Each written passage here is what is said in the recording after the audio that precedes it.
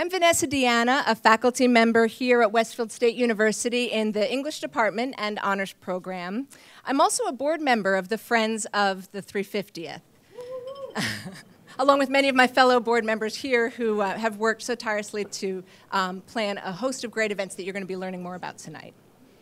So welcome to tonight's lecture by Dr. Robert Brown entitled City of Westfield Celebrations 1869, 1919, and 1969, which is the first in the Westfield Wednesdays historical lecture series that will now run from now until the spring to commemorate our city's 350th birthday. So after the lecture tonight, I encourage you before you leave to visit the tables in the back where you can pick up a copy of the lecture series calendar, as well as other information about upcoming events celebrating the city's 350th. So you'll see lots of tables in the back. You'll also find merchandise for sale supporting the Westfield 350th Fund, including the commemorative Westfield History book, which if you haven't seen it yet is just phenomenal. You're really going to be impressed. It's beautiful.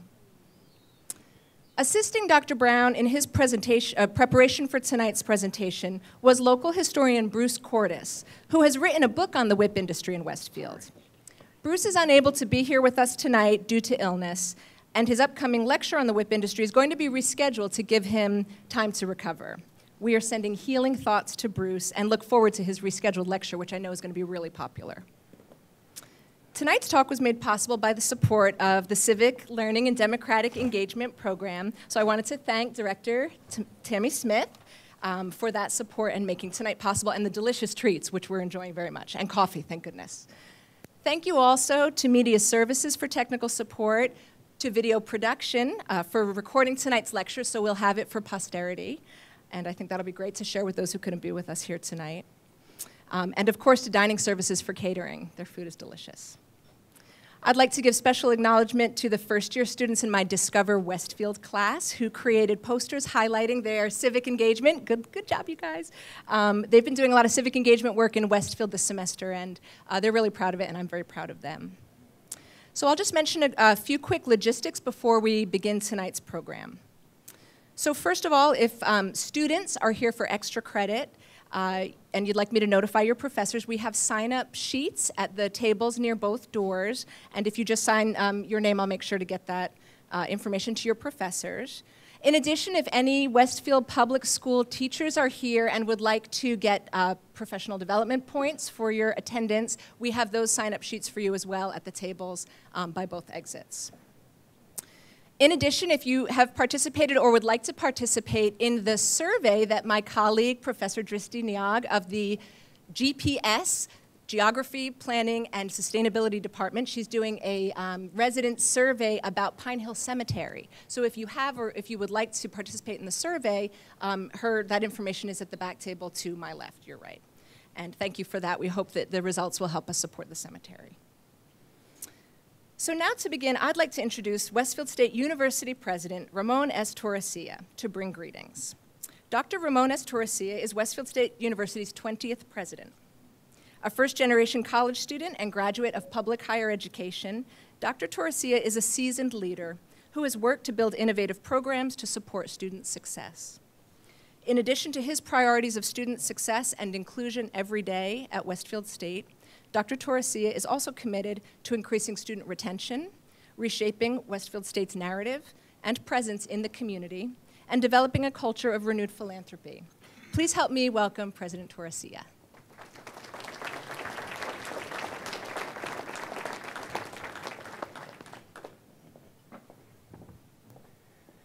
Thank you. Good evening and welcome to Westfield State University. We're delighted that you are here for this first lecture of a very important series as we partner with the city in celebrating 350 years of greatness.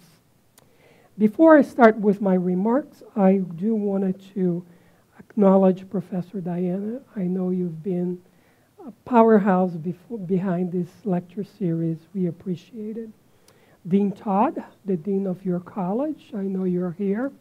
Provost Brusank, thank you for being here. We couldn't have done this without Mr. Rock.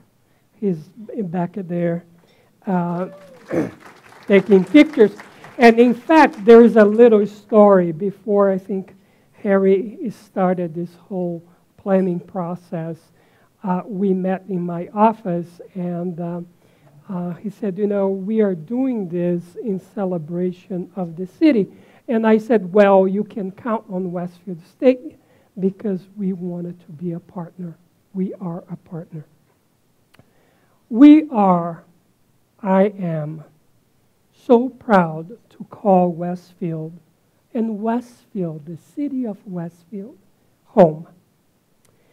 We are also proud to be so ingrained in its 350th anniversary celebration.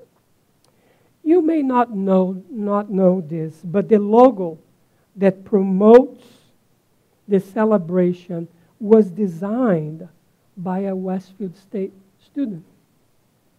We have created a Westfield tartan commemorating the anniversary of the city. And we have established a Westfield Pride Scholarship for the students coming from the 3 high schools in Westfield. We served as a corporate sponsor for the year-long celebration, and we will proudly participate in the upcoming parade next year, May 19th. This is a great time to be a part of Westfield State, and it is a wonderful time to live, work, and study in the city of Westfield. We do not take our role as a community partner lightly. The positive impact of Westfield State University in our community, region, and the state is real, and it is measurable. We continue to enjoy a strong relationship with the city and its many organizations, business, and schools. And Westfield State University is proud to shape and to share in the community's vitality. Last summer, I had the pleasure of learning a little bit about our school and about our city by meeting and speaking with a woman by the name of Vivian Cordes Roberts, the oldest living graduate of Westfield Normal School, who had just celebrated her 100th birthday. Yes, wow. I sat down for hours and I just listened to her stories. She told me about her memories at Westfield Normal School and the fact that tuition back then was $200. Can you imagine that? $200. Where have we been? Where are we now? But she also said, look, I lost 2/3 of my classmates because of the Great Depression. Now, times have certainly changed, but the challenge to complete an education remains. Westfield State University continues to provide a transformative education for the sons and daughters of the Commonwealth. Now, you may or may not know this, but our school, Westfield State, moved to Westfield from Barre, Massachusetts. We were founded in 1839 as a normal school. And at the time, the move made sense.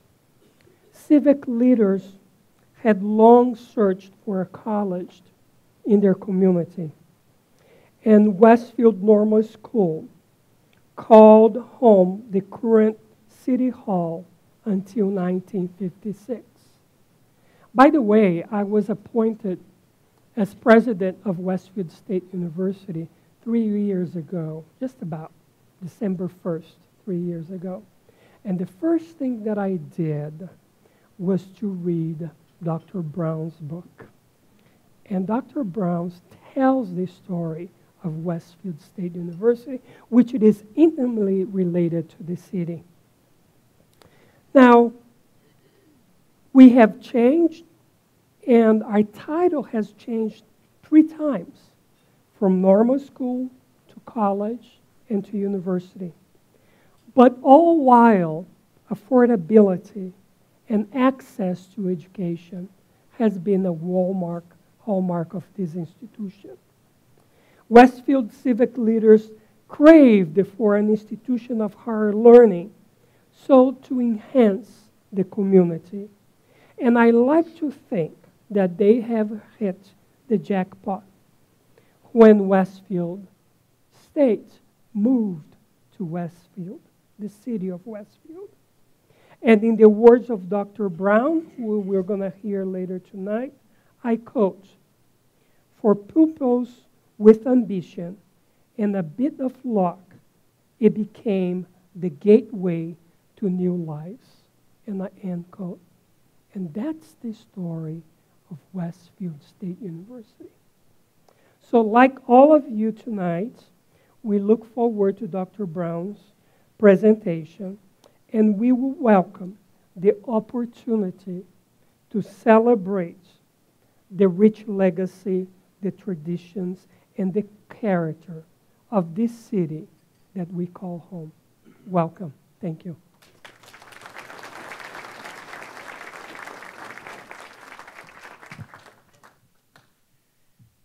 It is now my distinct pleasure to introduce our speaker for the evening. Dr. Robert Brown was hired in the history department at Westfield State College in 1967 and served the college and the department for 31 years, retiring in 1998. His contributions were immense. Perhaps best known for his book, which President Torresia just mentioned, The Rise and Fall of the People's College, Westfield, the First 75 Years. He was also instrumental in the founding of the Urban Education Program, which just celebrated its 50th anniversary last week. Dr. Brown was fiercely committed to high-quality teaching and to the development of Westfield State College. Dr. Brown was also the founder and director of the Patterson Archives at Westfield State.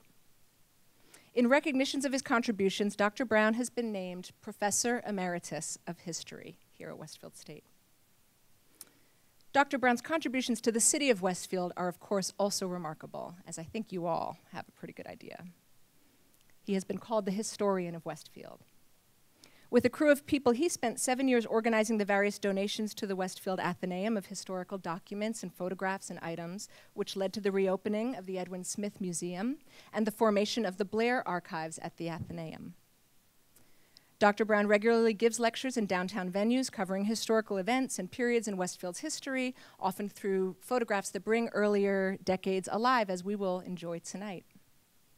After his presentation this evening, Dr. Brown welcomes your questions, and I'll run around with the wireless mic to make sure everyone can hear your questions. So we look forward to the Q&A. And then we'll have brief closing remarks from Harry Rock, president of the Friends of the Westfield 350th, who will let us know what we can look forward to for our upcoming celebration of the city's anniversary. So now, without further ado, please help me welcome Dr. Robert Brown.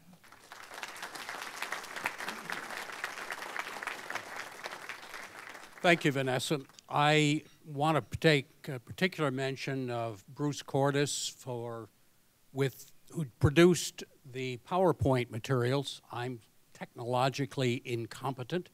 And I also want to make sure that you all understand that this material is a product of the archives at the Athenaeum. It's a wonderful repository of Westfield history, and more gets added every day. It is the basis of what we are.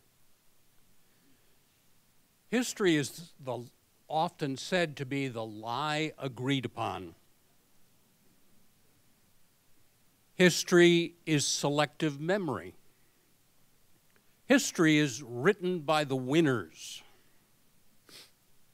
When we celebrate history, we don't celebrate the past in truth. We celebrate things we select from it, and that very selection can tell us a great deal about ourselves actually more than the history itself. All of those aphorisms contain a certain amount of truth. We celebrate selective history. And if you look carefully at that selection, you can learn a great deal about the moment in time in which it happens and the people who are doing the selection. Now, tonight I want to talk about three distinct celebrations.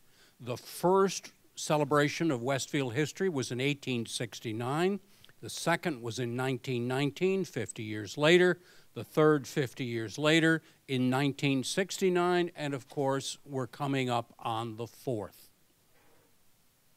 Each of those celebrations shared certain features. There was a parade in all of them. There were important speakers. There were historical publications. There were souvenirs. And there was some attempt to gather artifacts and memories of the past. And yet, each of the celebrations was particularly distinct. Let's start in 1869. This was 200 years after the celebration, the foundation of the community. That was officially in May 28th, 1669. The Civil War had been over just 4 years. The greatest war in American history. More lives had been lost than in all the rest of America's wars put together. They decided in July at a city council meeting that they ought to celebrate. There's some confusion about how they found out that it was an anniversary year, but it was in July of that year that they decided they ought to do something about it. Now, we're lucky in that we have a record. They published a little volume that included a complete account of what they did and all of the speeches and all of the materials associated with it. That's my basis for my information. As I said, the anniversary date was May 28th, 1669, and I understand there's been some attempt over the last few months to find the original document in the state archives without much success. Luckily, they printed a copy of the original document in this 1869 journal. Now, Westfield, this map says 1875. You're only 6 years off. This happens to be the map that was available. Westfield was a community of 5,000 people. It was still a rural Yankee community. There were a few Irish that had come into town, but other than that, it was almost entirely Yankee and Protestant. About the only real difference between Westfield in 1869 and 100 years earlier during the colonial days was that the railroad had come to town, and there was greater ease of traveling to other parts of the country. There was more communication with the outside world. 100 years earlier, this had been the western frontier. Westfield was a little more sophisticated, but not much. They decided that what they were going to do was they were going to have a homecoming, and that's the way they presented it. They really said that what we want to do is we want to invite back descendants of the original families and all of those people who had once lived here who have moved on. And after the Civil War, there was a great migration of people from New England out into the Midwest and the West. And they were going to send invitations out to those people. They actually sent 4,000 distinct printed invitations to ex-residents of Westfield. They decided that they would have their celebration on October 6th, Wednesday, October 6th. Why they picked a midweek date, I don't have the faintest idea. They decided they were going to have a parade, and they were going to have a band concert. One of the nationally famous brass bands of the day was Gilmore's Band out of Boston. They decided they were going to hire them for a band concert. They were going to have a banquet, and they were going to have fireworks. All events were going to be held in the center of the community, the Green, and the First Congregational Church. In 1869, the church was still the center of almost all activity, and this was a brand new church. It had been built in 1861. As the important day approached, it began to rain. On Saturday, October 2nd, it began to rain. It rained all day Sunday, October 3rd, and all day Monday, October 4th. Late in the afternoon on Monday, the dikes broke, and Westfield went underwater. Now, yes, this is a photograph from 1878. There was a second flood just 9 years later. There are no photos of the original one. If you put their loss into modern dollar amounts, there was about $1 million worth of damage in downtown Westfield.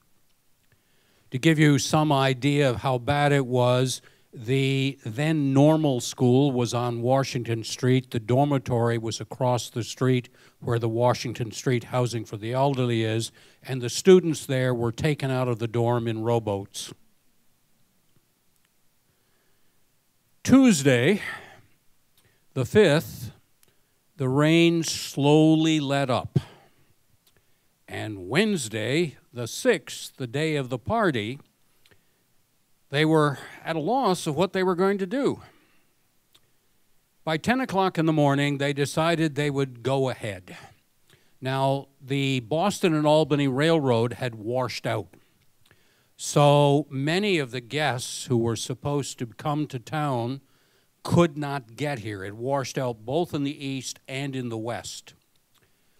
Gilmore's band couldn't make it, and much of the catering supplies for the banquet couldn't make it. But they decided to go ahead, and so they got the fire department, the volunteer fire department, and they got the police force, and they got local dignitaries, and they marched around downtown for their parade, marched back to the First Congregational Church where they had their speeches, and then they decided to go to the banquet. Now, they had set a tent up on Broad Street. It was a huge tent, 200 feet long and 80 feet wide. The original plan was to seat 1,000 people at the banquet. Well, the tent was damp and dripping, and many of the guests hadn't been able to arrive, and some of the food hadn't been able to arrive, but they went ahead with the banquet. They had 31 toasts. Well, they kept warm somehow. Later that night, they decided to have their fireworks. The local fire department were given the job of setting off the fireworks, and they just started the fireworks when a house fire broke out on Court Street, and the firemen had to leave, and much of the crowd left also to watch the building burn down. Needless to say, the first grand celebration of Westfield was not a big success. The governing committee met afterwards, and they decided, because so many things had been delayed or shortened, that what they would do is publish that little book that I told you, and that would include all of the speeches that people didn't hear. It also included letters from a number of the people who couldn't get here, and they also began to collect some reminiscences about Westfield's past, and they published those too. Some of them are really quite interesting. They also included in that little book some recommendations for the future. They suggested that if anybody was planning on doing this again, that they not hold it in the wet fall, but try a drier time of the year, and that also they hold it on more than one day in case the weather went bad. Probably good recommendations. 50 years later, they're going to try again. Westfield is a much bigger community now. There are 19,000 people in town. The population has quadrupled in the intervening 50 years. Also, Westfield has become an industrial community. In 1869, it was still a largely farming community. Yes, there was some whip making, but it was very small scale. And there was some cigar making, but now there were real industries, real factory lines in town. The population was half non-Yankee, non-Protestant. In fact, 1/3 of the population in 1919 was foreign-born. The population of Westfield was very, very different than it had been in the previous 250 years. They decided that what they were going to do is hold the celebration on Sunday, August 31st, through Wednesday, September 3rd. They would have a historical pageant. They would have community sports, picnic, dance, and they'd have a welcome home parade. Remember, 1919, this is just 6 months after the end of World War I. A few years earlier, Westfield had already had a Old Folks' Day. They'd already had a celebration of their history. And by the way, they had a pageant at that. They decided to just simply rework the pageant for the 1919 celebration. And so they decided that what they were going to do is they were going to concentrate on the soldiers, welcoming the soldiers back to town. Now, 1919 was a rather interesting time in the United States history. It was a period of rabid Americanism and nativism. It was a period of militarism. In the previous 20 years, we had created the Declaration, we had created the Pledge of Allegiance to the flag and put it in the schools. We had created the temperance movement because what we had done, the one group in America who was very anti-temperance were the German and Italian immigrants. And the Germans, particularly having lost the war, this was a time when German was abolished in the schools, the German newspapers were suppressed, when people went to jail for speaking German in the towns. This was a time of militant nationalism.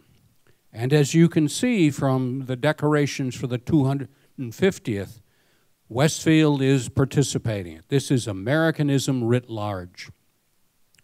Now, like the 1869 celebration, this was an official government celebration. In 1869, the government had set up the governing committee, and the city government had paid all the funds for the celebration. In 1919, the city government again established the executive committee that would run the celebration and provided the funds that would pay for all the activities. That original committee was entirely old family. It was entirely Yankees from the old family groups. In fact, 3 members of the original committee had been members of the 1869 committee.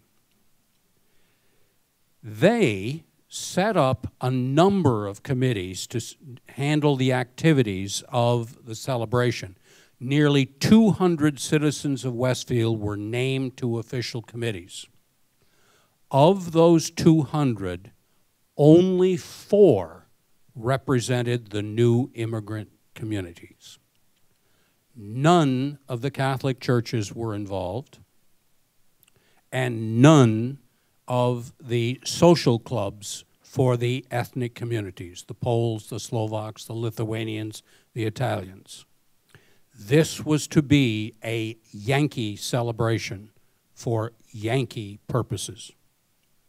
One of the first signs of this, they decided to emphasize their colonial past, and they established a museum, and by the way, this is the precursor of the museum in the Athenaeum. After this celebration was over with, they decided to simply move parts of it to the Athenaeum. They asked for donations from the old families of colonial furniture and artifacts. This museum was set up in the hostess house, which was the Strong Mansion, which was then being used for the vocational school. It's today on Broad Street. It is the American Legion home. That's where it was. Not only did they set up this colonial museum, but they even created a mock colonial log cabin in one of the rooms and equipped it from family donations. Sunday, August 31st, it began to rain.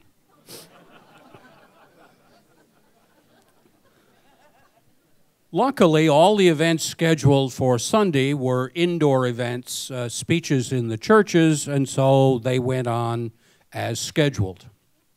Monday dawned gray and misty, but it wasn't raining, and so the pageant proceeded. The pageant was held in the Wolf Pit Meadows, which was off Crane Avenue. And it was a pageant glorifying the colonial past. Almost all of it dealt with the colonial settlers. Here are the Puritans coming to Westfield in ox cart being greeted by Indians. But 1919, the spirit of Isadore Duncan was alive and well. And so there were hundreds of Westfield ladies and young girls draped in Greek diaphanous garments, dancing in the wilderness. Here you can see the Puritan man and woman overcoming the powers of the forest and the river, representing by the Isadora Duncan lookalikes. Well, almost all of the pageant parts dealt with colonial. There was William Pynchon, there was General William Shepherd and his wife, there were Revolutionary War soldiers. There was one dance celebrating the Civil War. I have no idea how these young ladies, called the Pinks, celebrated the Civil War, but they did. And another group of young ladies hailed Columbia. There was supposed to be a picnic in the afternoon, but the heavens cut loose and the picnic was canceled. The next day, on Tuesday, there was supposed to be a series of community sporting events. There was supposed to be a big community-wide picnic, and in the evening there was supposed to be a dance on the green. It poured all day long. None of the events were held. Well, the biggest event of all was the Welcome Home Parade for the soldiers, and that was scheduled for Wednesday. It poured. The soldiers were here in town, so they marched. There were crowds watching them, but it was generally agreed the crowds would have been much bigger if it hadn't rained quite so hard. And it poured. The Red Cross nurses got drowned. The culminating event was supposed to be the dedication of a statue to Revolutionary War hero William Shepherd. The crowd gathered, but it was raining so hard that they decided they couldn't hold the dedicatory speeches, and so the event was moved into the Methodist Church. The main speaker was Governor Calvin Coolidge, and the second speaker was General Edwards, who had commanded the Massachusetts Division, 24th Division in the First World War. Rain had wiped everything out again. By the way, I think this dedication of the General Shepherd statue tells us something about this moment in time. In 1869, there were people alive in Westfield who had known General Shepherd. He had died just 50 years earlier. The 1869 celebration was a celebration of colonial and revolutionary Westfield by the senior families. Shepherd was a member of the senior families, and he certainly was an important colonial and early national figure. He receives a single line in all of the history and talk in 1869, when there were people who knew him. 100 years later, he's made a national revolutionary military hero, even though, in fact, during the Revolutionary War, I know what people write about General Shepherd in the West. Remember, he wasn't a general during the Revolutionary War. He was a captain for most of it, became a colonel later on. His generalship was honorific and was after the revolution was over with. He served throughout the war. He was there, but so were other people from Westfield. But in 1919, we needed a military hero, and so the City Fathers dedicated the money to erect a statue to him. The third celebration. Now, undoubtedly, there are people in this audience who were there, as I was during this period of time, and remember parts of it, some of it better than others. Westfield's population has grown to 30,000 people. That's a 50% increase over the past 50 years. In other words, population growth is slowing. Part of the reason for that is very clear. Immigration had been shut off in 1921. We don't have the masses of new immigrants. Also, there's the Depression in there and World War II.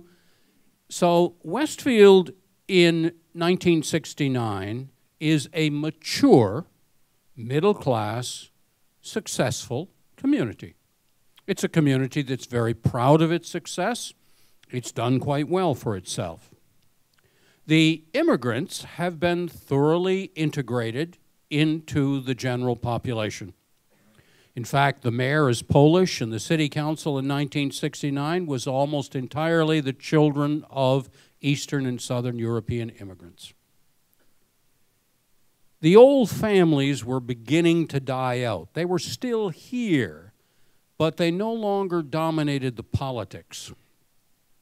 They still had a very strong hold on the banks, and many of the long-term businesses in town, and a number of the clubs and social organizations, and the First, Second Church, and the Methodist Church were still the dominant cultural churches in town. Even though this was a heavy immigrant population, those churches still pretty much dominated the way things happened. Again, there was an executive committee set up, and again, most of its members represented those old families. That committee was set up 2 years before the anniversary year. There was good planning ahead of time. And this time, there was a decision made to have all the community participate. All the clubs, all the churches, all the organizations would take part in this celebration of the 300th anniversary of Westfield. Now, they had organized far enough ahead of time that they were able to create a number of souvenirs a year ahead of time, which they could begin selling, very much as some of the souvenirs are appearing here today. They could begin selling them as fundraisers ahead of time.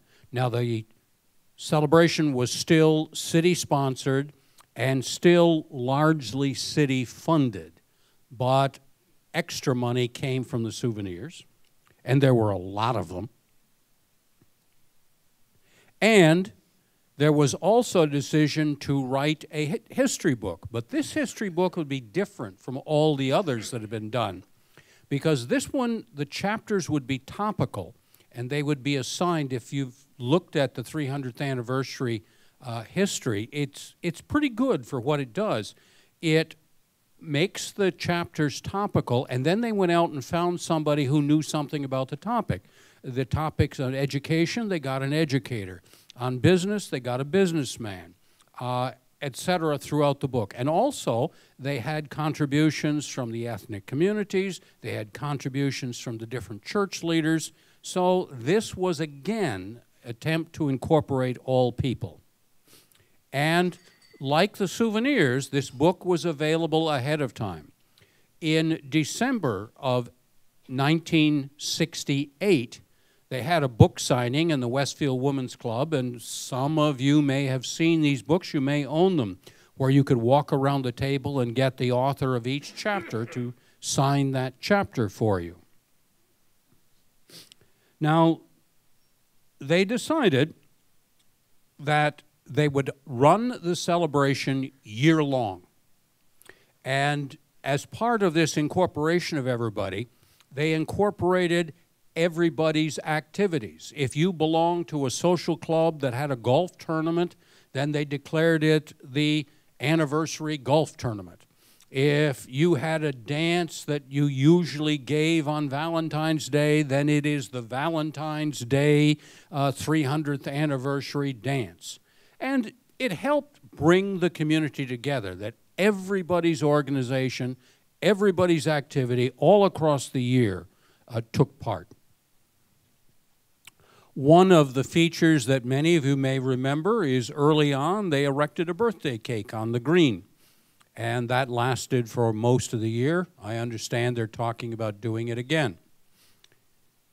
As I said, there were events scheduled throughout the year, but because of the weather needs, the bulk of the biggest events were made in May, June, and July. One of them was an automobile show, and they brought back to town a Loomis automobile. For those of you who don't know, the Loomis automobile was built right here in Westfield.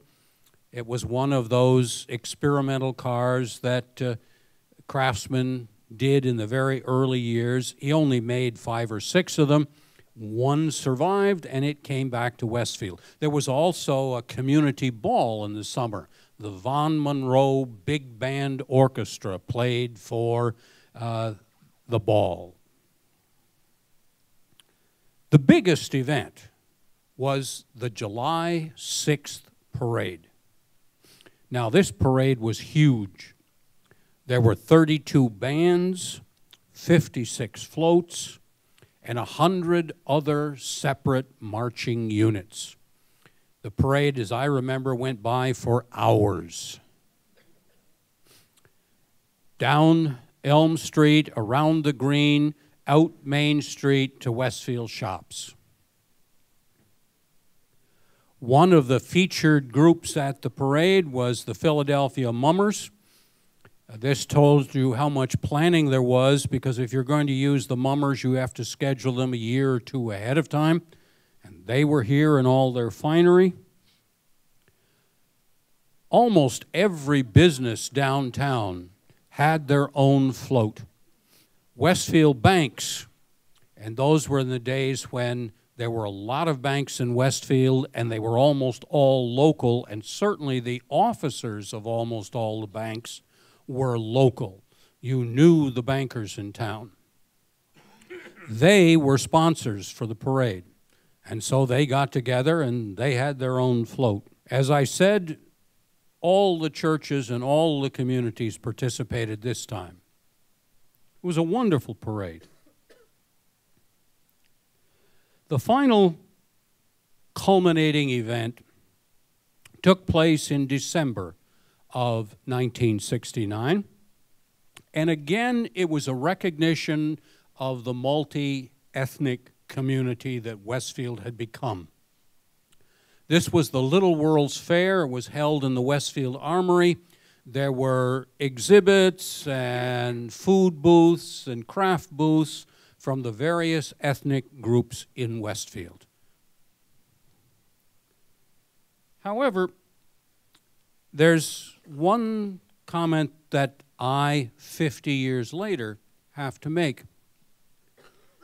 This whole year of celebration showed very little awareness of the changing world in Westfield and outside of Westfield. This was the height of Vietnam. This was the height of cities burning every summer. Robert Kennedy and Martin Luther King had been killed just months earlier. Nixon, in a highly controversial election, had been elected in '68, and Watergate began, which would fill the next 2 or 3 years. Drugs and the youth culture was dominating more and more many parts of the community, including Westfield, in just a few years. Civil rights, the anti-war movement were tearing the country apart. Within 10 years, many of the businesses that had put floats in the parade would be gone. Many of those stores on Elm Street would be vacant. This celebration in 1969, as wonderful as it was almost like holding a Lawrence Welk concert in a Rolling Stone world. There was no recognition during the year that things weren't nice and soft and warm and comfortable. We enjoyed it, but the world changed rather rapidly.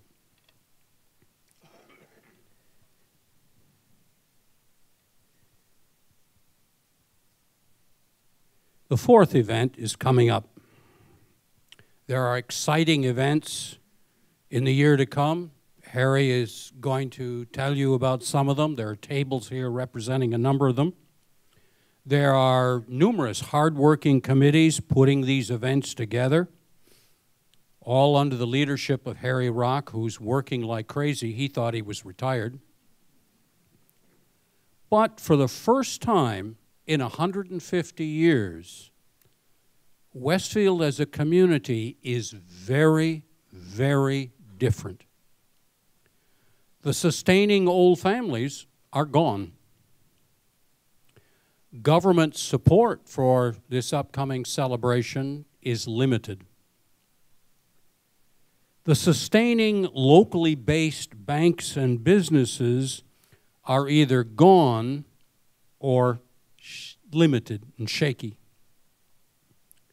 Most Westfield institutions are a lot weaker today than they were 50 years ago. Think about your established churches, your clubs, your social organizations. Things are very different. Population growth is basically stagnant. Our population has changed very little in the last 50 years, except it's gotten older. There are new immigrants. Most of the growth has been with new immigrants. But once again, those new immigrants are not integrated into the community. They are separate. We face a year of celebration. I think we're going to have wonderful events. I think we're going to have a wonderful time. I think we're all going to enjoy ourselves. But those who come after us 50 years from now are going to look back and ask, how well did we represent this community and this moment in time? Thank you very much.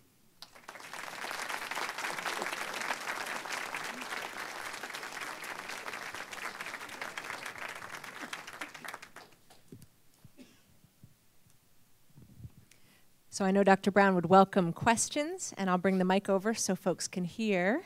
Anyone want to start us off? The brave first question.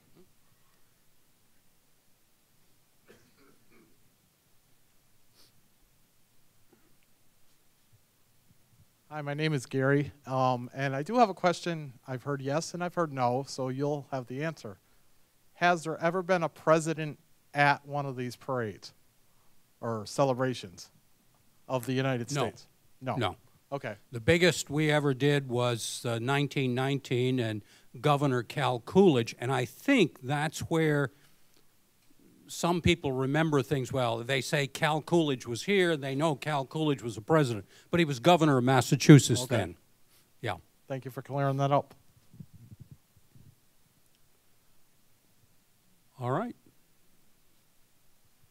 Could I have 2 mics?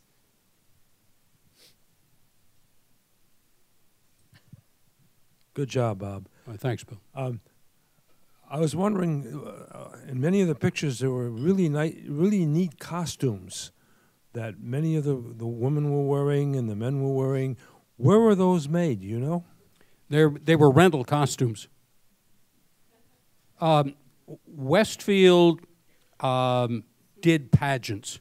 As I said, in 1912, it had a homecoming pageant, which was many of the same characters and many of the same costumes. The pageants usually were run out of the First Congregational Church, and many of the costumes were stored there.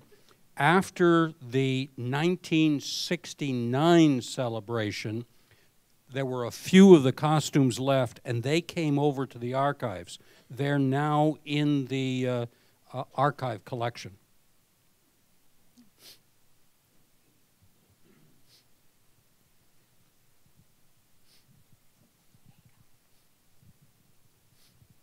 I wonder why the decision was made to place the shepherd statue facing away. No, they did not think the town was going to develop in that direction. If you look at the town as it was at that point in time, at the head on the north end of the green, that's where the trolleys turned around. So you couldn't have put it there. Where the space was on the south end of the green. That was the logical place to put it. I say the other reason is that most of the members of the executive committee of the celebration lived on Broad Street, including the chairman. He lived in the mansion where Big Y is today. So I think that probably helped. But realistically, that was about the only location it was, and you realistically would not have had him looking into the park. The other possibility is that the main road to Connecticut in colonial times was right down Broad Street and then over the river in Southwick and to Connecticut. So that was the main southern route.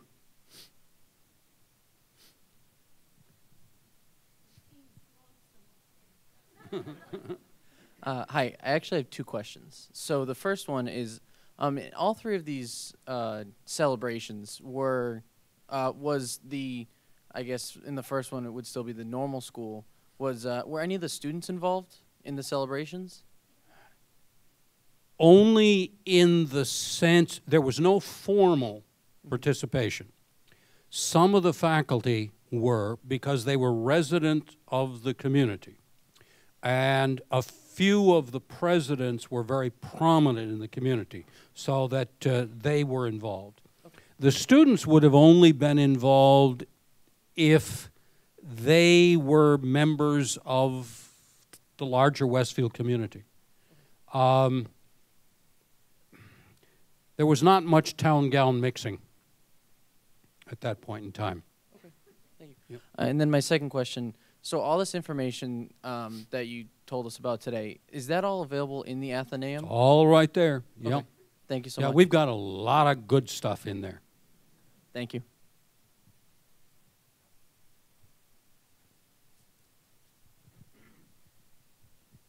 was just wondering, what year did they do away with the trolleys down Elm Street? I think the last one was the trolley to Springfield, and I think that date was 1935. But there were trolleys. I mean, there were trolleys on every street in Westfield. The trolleys went out Franklin Street, trolleys went up Western Avenue, and then from Western Avenue, you went over the mountain to Pittsfield, and from there you went to Albany. You went up Elm Street to Hamden Ponds, and then to Holyoke and north. The trolleys also ran down Broad Street and then on Silver Street in both directions because they ran to Columbia. So there were trolleys everywhere in town. But when the period between building those trolley lines and the advent of regular cars, and a lot of cars, is very short. And so the trolleys lasted 10 years on most of those lines at most. Yeah, they were gone. Found interesting, Dr. Brown, your point toward the end about the commemorations not registering change, recent change. And I was just curious if in your research you came across other commemorations in other places perhaps that did not only look backward, you know, maybe nostalgically, but also register current or recent change.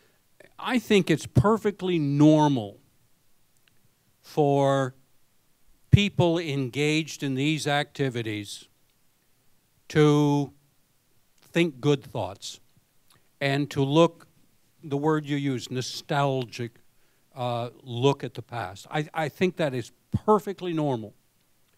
I think it would be unusual if, and I don't think people would have wanted it, if in the 1969 celebration, for instance, we'd had marching in that parade a group of pot-smoking hippies. I think people would have been outraged. All I'm saying with my presentation is that if you look at that celebration, they carefully selected the historical things that they wanted to feel good about. It wasn't an accurate representation of the community or of the world in which the community lived. It was, just as you said, a nostalgic, feel-good moment. And that's probably normal. Yeah. All right, thank you very much. Thank you, Dr. Brown. And now I'd like to welcome Harry Rock up to offer some closing remarks.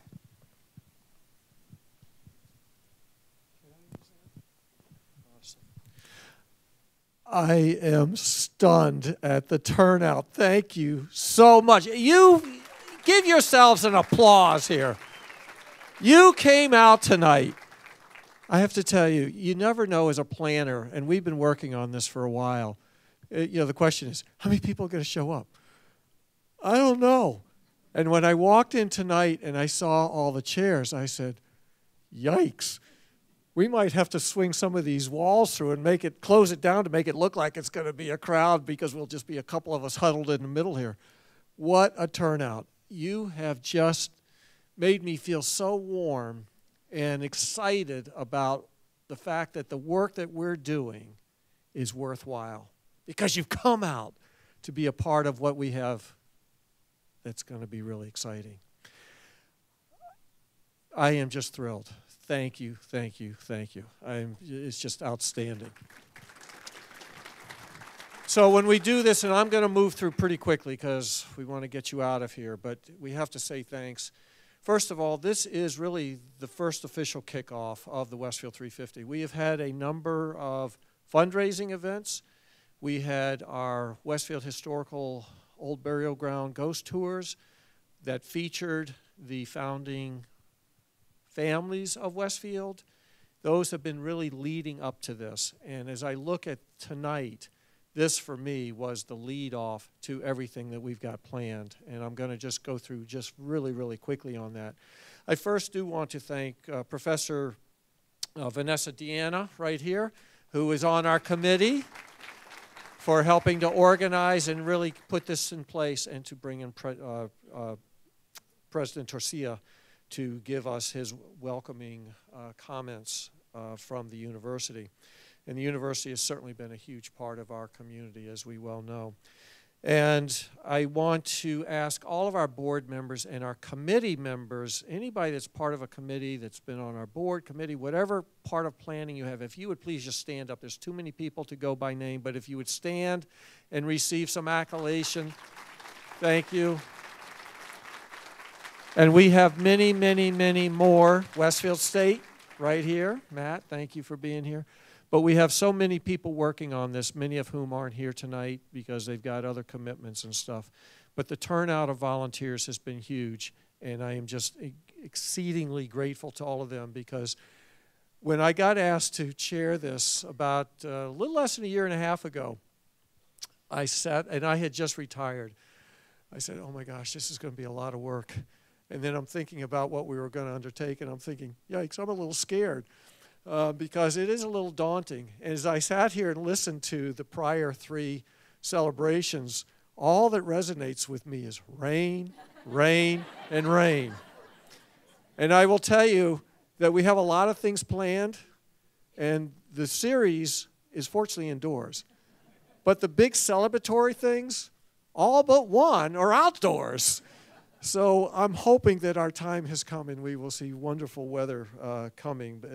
That's the only thing that does scare me a little bit. But you know, fire, flood, railroads washed out. I like the thing about 31 toasts. You know, if you got a problem, let's just drink it away and we'll forget about how bad things were. So maybe a few bottles of wine might show up. But I do want to talk just quickly about what we have planned and a little bit of our philosophy behind it. There's going to be features, what I refer to as features. There's going to be parades, there's going to be fireworks. You're going to love those, and we'll have the biggest fireworks show you have ever seen. I'll guarantee that, because I know what the city pays for the 4th of July fireworks, and we will probably come close to doubling that budget. I will also tell you that there is no direct tax dollars coming to fund everything that we're doing.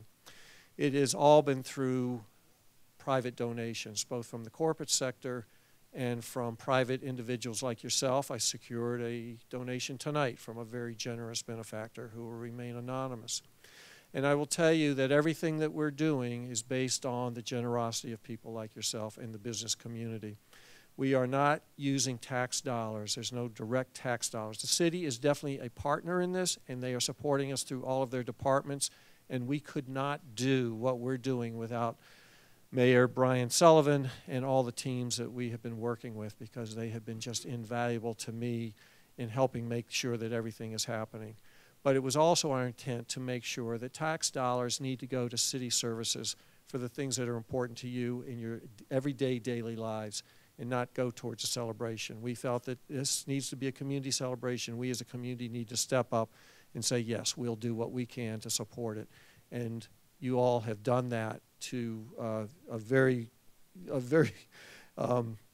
generous level. However, there's never enough money. So if you're sitting there saying, gee, I really want to make a difference, we would gladly take your donation of any dollar amount possible, because again, it just goes to the bottom line of helping us. We recognize that the only thing that limits us is funding. And so we have lots of plans, but if we don't have the dollars to do it, it isn't going to happen, because we're not going to say to the city, well, we ran a deficit, you need to come up with the money. No, that is our responsibility. We are a 501c3 tax-exempt organization, Friends of the Westfield 350. We're managing our budgets, we're managing our bank accounts, and we're managing our plans to match up to those funds that we have available. So I can promise you that whatever we receive are going to making sure that you will have great programs in front of you. So we have features, but the question is why? Why are we doing this? Is it just to have a parade? Is it just to have fireworks? Is it to have jugglers and stilt walkers? Well, that's a part of it, but that's not why we're doing it. We're doing it because of civic pride. We're doing it because of our love of a city. We're doing it because we want to celebrate 350 years of history and legacy and opportunity. For me, what I hope when we're done with this, and how we will hopefully be judged, is the fact that we were inclusive and that we did welcome all members of our community, regardless of religion or economic status or background or whatever it might be. That this was about Westfield, celebrating Westfield, and that anyone and everyone who wanted to be a part of it was welcomed. Civic pride, the opportunity to look back at 350 years of what this community has meant to us, to appreciate where we are today, that hopefully creates the inspired vision of the future. Where are we going? We need to know where we've come from to appreciate where we are. But we need to have a vision of the future. And that comes from a community that cares about itself, that appreciates itself, that steps up and does what's right to help the community be all that it can be. My wife Ann and I have lived here 28 years. We moved here from Westfield, New Jersey, interestingly enough. I was the former director of the YMCA, so some of you may remember me from that. I was here 16 and a half years as the director of the Y. My wife Ann was a teacher here in Westfield for her entire career. We're both retired now. No, we're not going to Florida. We're staying here. Why? Because our friends are here.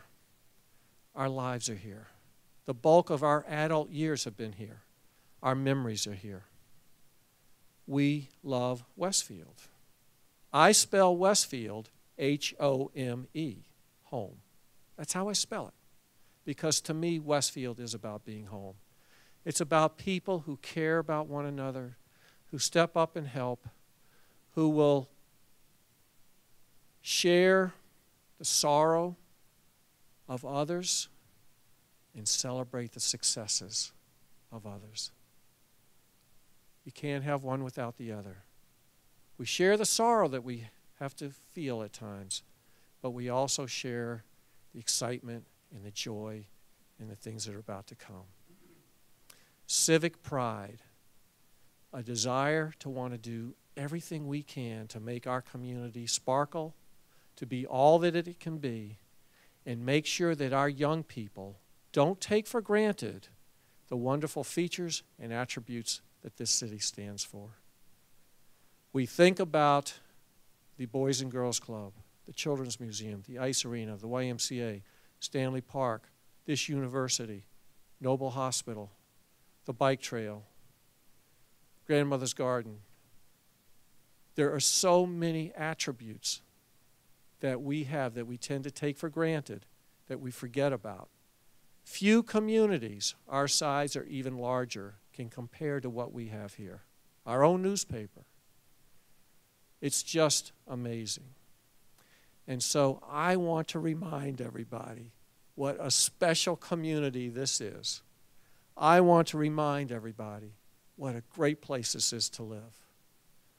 And when this is all over, I hope that you will say, you know what? Westfield is home. It is a great place to live. I'm proud of it. I want my children to be proud of it. And I want others to be proud of it. And that's what we're all about. So how are we going to get there? Well, folks, it's a birthday party, and we're going to celebrate.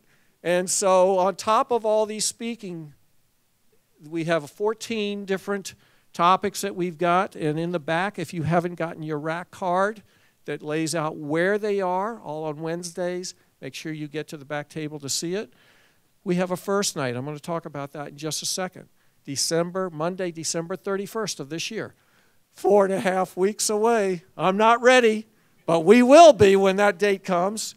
And we have a race series, which is really exciting. And there are 7 different races that you can be a part of. And if you get into 5 of the 7, and you can walk it with me, or you can run it with Professor Deanna, you get a special jacket with a special monogram on it that commemorates the fact that you did this. We also have, as part of a fundraiser, we have a quilt that has been put together by a group of women who've been working on this from the senior center. And they are running a raffle right now, and that's in the back corner over here. So please be generous and think about funding this celebration by buying some raffle tickets to this great quilt. We have things for sale. We have t-shirts, the coveted 350 t-shirt that you would want. We have scarves with the monogrammed, see, we have trinkets too, with the monogrammed 350 logo on it. We have these, and it's getting cold outside, people, but we have these fabulous hats that are all fleece lined with the orange 350 logo on them. And when you come to the first night celebration in 4.5 weeks, you're going to want to be wearing this because it's going to be cold outside. But the thing that I'm most excited about is our history. We had 3 priorities that we focused on as a committee in planning everything that we've been doing. One, that everything would be fun. Because if it's not fun, you're not going to want to come. If it's not fun, we're not going to want to be there. So it will be fun. 2, that it be memorable, meaning do it on a scale large enough and of such a quality that you'll remember this for decades. Just as those of you of my generation recall the 1969 celebration. But 3, that everything that we do be educational, that we learn about our city, that we have the opportunity to reflect on our past, to appreciate where we are today in the present, that creates the inspired vision of the future. Education. The teachers of Westfield are receiving professional development points towards maintaining their credentials as a teacher by coming to these, thanks to the superintendent's office recognizing the value of this. That's huge. We have a play that's being written. It has been written, and it will showcase on the weekend, the birthday weekend of May 17, 18, and 19 at the Women's Center on the history of Westfield. That play will have a smaller vignette that will travel around to the 3rd and 4th graders of all the elementary schools in January, February, teaching them about the roots of Westfield, all those actors in period costume. We have our own song, the Westfield 350 song, and if you go to our Westfield website, westfield350.org, you will find on the landing page there's a link, and there's the song. Listen to it. And what's part of it is a video of all the historic buildings and events that have been part of Westfield. It's very, very well done. We are excited about it. But the book is what I'm most excited. We just received this late on Friday afternoon. Haven't even been here about 4 days. And in here you will find the roots and the beginning stories of Westfield, taking us to where we are today. And you will recognize people in this room who are in here. But you will also recognize a lot of buildings from the past, buildings from the present, how we've changed, how we've remained the same. This is a keepsake. And I'm so excited because this is our story. So make sure that you see the table in the back. If you want them, they're also on sale at Rosewood's, at my little desk on the 3rd floor of City Hall, in the Community Development Office, and also at the Westfield News. We will have some other outlets. We don't have those set up yet, but follow us on how we communicate, which is through our website, westfield350.org, or Facebook, Westfield 350. and go on and like us for everything that we're doing. So we are excited about everything. On Monday, December 31st, however, we are celebrating a first night. We have never done that before. This is first for Westfield. We took the plans, the idea of stretch it out, because if it rains and you put it all on one day, you're going to be in trouble. Our first night is a rain or snow or dry event. It doesn't matter. We hope for dry, but we are going. We will have fireworks. We start at 3:30 with families lining up for a small parade. We will. That's in the it's in the Amelia Park complex, where the ice arena, Boys and Girls Club, and the Children's Museum is. Will be staging in the ice arena and then doing a quick little parade around with the high school being a part of leading us. And then we'll end up in the garden, where we will have s'mores for all the kids and adults. We're all kids at heart. But your marshmallow, your graham crackers, and your chocolate bars, you'll be able to make your s'mores. We've got hot chocolate. We're going to have music. We've got stilt walkers. We've got jugglers. We've got magicians. We've got bounce houses. We've got bubble soccer things that you put on and you run and bounce into people. It's going to be a lot of fun. So bring your children, bring your grandchildren. Tell anyone and everyone, we are doing this because of our city. We're doing this because of you. We could do it for 50, but I'd rather do it for 5,000. So tell anyone and everyone to come down to the Amelia Park 4 weeks from now, December 31st, Monday. You're going to have a great time. It's quick. It's basically, and fireworks to end. Thank you very much. We will have fireworks at 7 o'clock. So 3:30 to basically 7:30, you're going to be on your way home. Fireworks go off at 7 in the fields behind the Boys and Girls Club. Again, first time we've ever done that. That's going to be a lot of fun. We have a number of different things that will be going on through the different months, including the speaker series, but it will all end on the birthday weekend of May 17, 18, and 19. We will have a big parade on Sunday the 19th, which is the date that we are celebrating as our birth date. The mummers are coming. I have booked them, so you will have them. That's the one thing I kept hearing about, and really excited about that. We have applied to the Pentagon for an F-15 flyover. We have Casey Bellamy, our local Olympian from the women's hockey from this past year. She's marching with us. Team Hoyt, the father-son running team, where he pushes his son in the wheelchair. Many of you have seen him in the Boston Marathons. They're marching with us. Congressman Neal is marching with us. I have reached out to Governor Baker's office, unknown yet, but I'm trying to get him here. So it's going to be a lot of fun. Patrick Kennedy from the high school is going to put together a 350-person marching band, and looking for anyone that's marched in the band as students at one time to please come and be a part of that. He's trying to pull the alumni in from past years. It's really going to be a lot of fun. We're going to have floats, we've got tractors, we've got cars. We have themed the parade honoring the heroes of Westfield. And I want the parade to be the opportunity to say thank you to our veterans, especially our World War II generation, the Korea generation that are going so quickly. I want to say thank you to the Vietnam generation who did not come to a happy country. They were not well received. I want to say thank you to the Air Guard and all of our active duty personnel. I want to say thank you to our police. I want to say thank you to our fire. Anyone who has served our country and served our community, honoring the heroes of Westfield. That's the theme of the parade. So we're working really hard on that. But anyone that wants to be a part of that, Paul Nunez is the chairperson of the parade committee, and we are looking for floats. We're looking for groups to march. Churches, businesses, clubs, youth groups, it doesn't matter. We will take anyone and everyone. That parade committee is working really hard. Go to our website, westfield350.org, to find out information on that, or contact me directly or Paul Nunez directly, and we'll get you information on that. On Saturday the 18th, we have a Beach Boys tribute band coming in that'll be in the fields behind the Boys and Girls Club to precede a massive fireworks show, and I will promise you it'll be the biggest fireworks show we've ever had.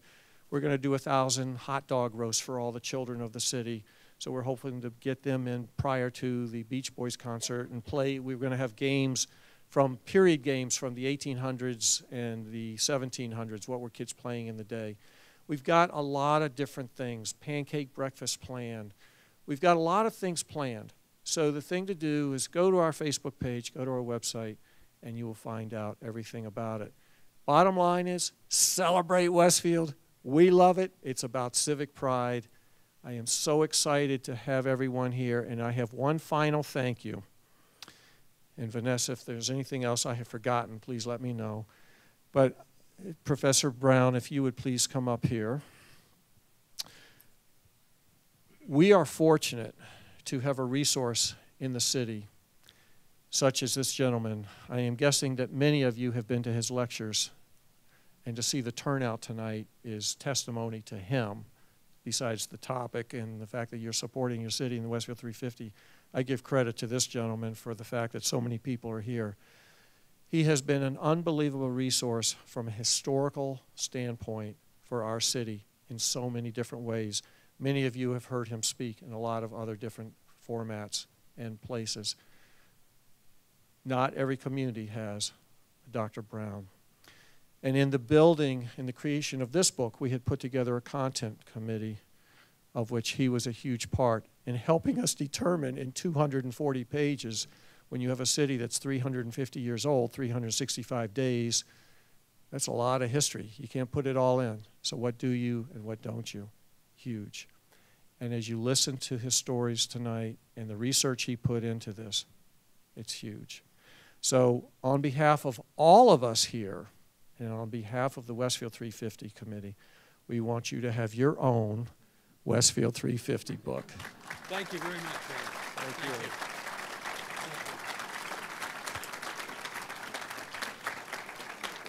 you. Anything else?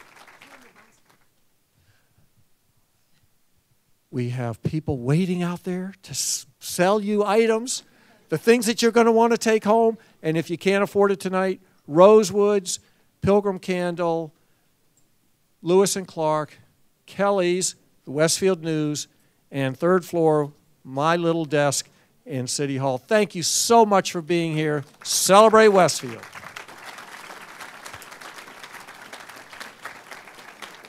Anything else?